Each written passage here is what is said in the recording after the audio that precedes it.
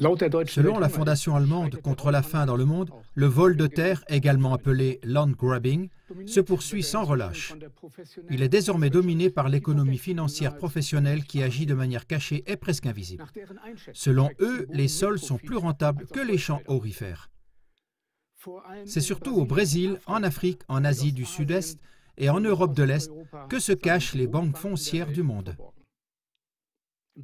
Dans la ligne de mire des chercheurs de terre se trouvent notamment les États défaillants, c'est-à-dire en difficulté ou en voie de l'être, dont les ressources constituent une proie particulièrement facile. En Ukraine, par exemple, les entreprises étrangères se sont déjà emparées de 71% des terres agricoles. Les transactions foncières sont également encouragées et soutenues par des organisations internationales, en premier lieu par la Banque mondiale. Dès l'automne 2010, la Banque mondiale a établi et publié, soi-disant dans l'intérêt des pays concernés, une carte mondiale des terres à vendre.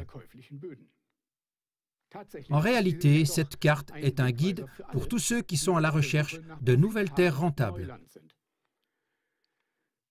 Cela montre une fois de plus que le système financier mondial abuse de son pouvoir et s'approprie illégalement tout ce qui a de la valeur, sans tenir compte des effets dévastateurs sur les terres et les populations. Le land grabbing n'est donc rien d'autre qu'une forme moderne de colonialisme. Cette exploitation criminelle appelle à un arrêt immédiat et à une juste compensation pour les pays dépouillés.